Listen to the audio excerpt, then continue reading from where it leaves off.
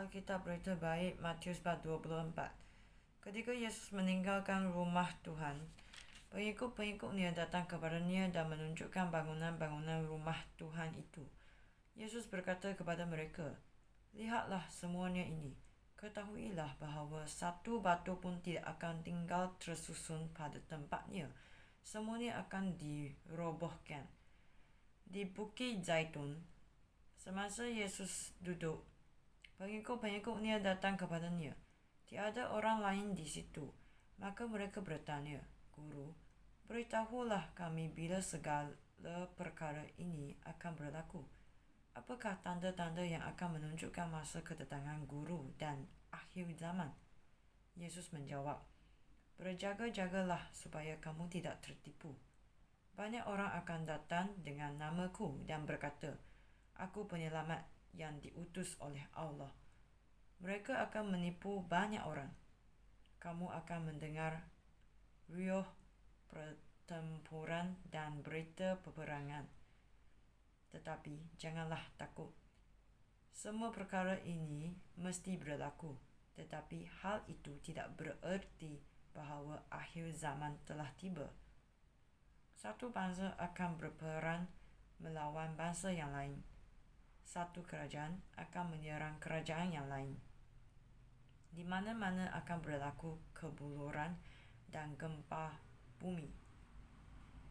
Semuanya ini hanya permulaan sahaja, sama seperti sakit yang dialami oleh wanita yang akan bersalin. Kemudian kamu akan ditangkap dan diserahkan untuk diseksa dan dibunuh. Semua orang akan membenci kamu kerana kamu pengikutku. Pada masa itu banyak antara pengikutku yang tidak lagi percaya kepadaku. Mereka akan saling mengkhianati dan saling membenci. Lalu banyak nabi palsu akan muncul dan menipu banyak orang. Kejahatan semakin merebak sehingga kasih kebanyakan orang hampir lenyap. Tetapi sesiapa yang bertahan sehingga akhir akan diselamatkan. Berita baik tentang bagaimana Allah memerintah akan dikabarkan ke seluruh dunia supaya semua orang mendengarnya. Setelah itu, barulah tiba akhir zaman. Kamu akan melihat bencana yang dahsyat yang dikatakan oleh Nabi Daniel di tempat yang suci itu. Catatan kepada pembaca, hendaklah kamu faham apa maknanya. Lalu mereka yang di Yudea mesti lari ke pergunungan. Orang yang di bumbung rumah janganlah turun dan masuk ke rumah untuk mengambil sesuatu. Orang yang di ladang janganlah balik untuk mengambil jubah.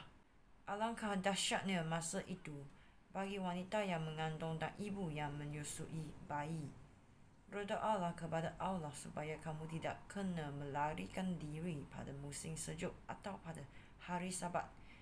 Kesusahan pada masa itu jauh lebih dahsyat daripada yang pernah berlaku sejak dunia diciptakan sehingga sekarang. Perkara itu pun tidak akan berlaku lagi. Seandainya Allah tidak memendekkan masa itu, tidak seorang pun akan selamat. Tetapi kerana umat pilihan Allah, Dia memendekkan masa itu. Pada masa itu, jika seseorang berkata kepada kamu, "Lihat, penyelamat yang diutus oleh Allah ada di sini," atau "Lihat, dia di situ," janganlah percaya kepada orang itu. Penyelamat palsu dan nabi palsu akan datang. Mereka akan melakukan mukjizat dan keajaiban untuk menipu orang. Bahkan umat pilihan Allah pun tertipu. Dengarlah, aku telah mengatakan semua ini kepada kamu sebelum perkara itu berlaku. Jika orang berkata kepada kamu, "Lihat, dia di padang gurun," janganlah kamu ke sana. Atau jika mereka berkata, "Lihat, dia di dalam bilik," janganlah percaya. Sesungguhnya anak manusia akan datang seperti kilat yang memancar di seluruh langit, dari timur sampai ke barat. Di tempat yang ada mayat, disitulah burung pemakan bangkai berkumpul.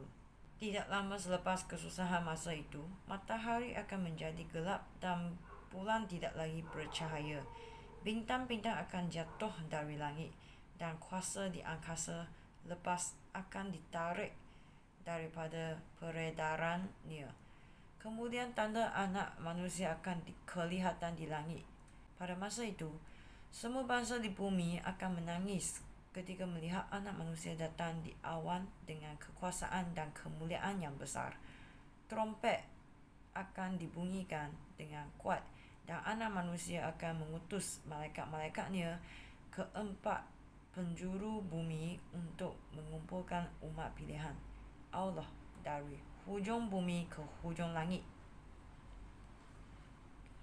Biarlah pokok ara memberikan pelajaran kepada kamu.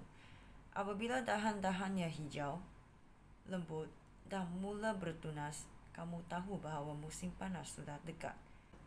Demikian juga apabila kamu melihat semua perkara ini, kamu tahu bahawa waktunya sudah dekat dan segera akan bermula. Ingatlah, segala perkara ini akan berlaku sebelum orang yang hidup sekarang ini mati semuanya.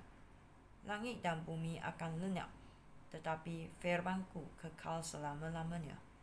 Meskipun demikian, tidak seorang pun mengetahui hari atau waktunya, sama ada malaikat-malaikat di surga atau anak. Hanya Bapa yang tahu. Apabila anak manusia datang kelak, masa itu seperti zaman Nuh. Pada masa banjir belum melanda, orang makan dan minum, lelaki dan perempuan berkahwin, sehingga pada hari Nuh masuk ke dalam bahtera. Mereka tidak tahu akan apa yang sedang berlaku sehingga banjir membinasakan mereka semua. Demikianlah keadaannya apabila anak manusia datang. Pada waktu itu, 2 orang sedang bekerja di ladang. Seorang akan dibawa pergi dan seorang lagi akan ditinggalkan. 2 orang wanita sedang menggiling gandum. Seorang akan dibawa pergi dan seorang lagi akan ditinggalkan. Berjaga-jagalah kerana kamu tidak mengetahui waktunya Tuhan kamu akan datang. Ingatlah hal ini. Jika tuan rumah mengetahui waktunya pencuri hendak datang, dia tidak akan tidur. Dia tidak akan membenarkan pencuri memasuki rumahnya. Oleh itu, kamu pun hendaklah sentiasa bersedia, kerana anak manusia akan datang pada saat yang tidak kamu sangka. Siapakah hamba yang setia dan bijak? Dialah orang yang ditunjuk tuannya menjadi pengurus rumah tangganya. Tuannya juga menyuruh dia memberikan makanan kepada hamba-hamba yang lain pada waktu yang ditentukan. Alangkah bahagianya hamba itu jika dia didapati menjalankan tugas pada masa tuannya kembali. Percayalah, tuan itu akan mempercayakan segala hartanya kepada hamba itu. Tetapi jika hamba itu orang yang jahat, dia akan berkata dalam hati, masih lama lagi tuanku akan kembali. Lalu dia mula memukul hamba-hamba yang lain dan makan minum dengan orang yang suka mabuk. Kemudian pada hari dan masa yang tidak disangkanya, tuan hamba itu kembali. Dia akan menghukum hamba itu dengan berat dan membuang hamba itu ke tempat orang munafik dihukum. Di sana dia akan menangis dan menderita.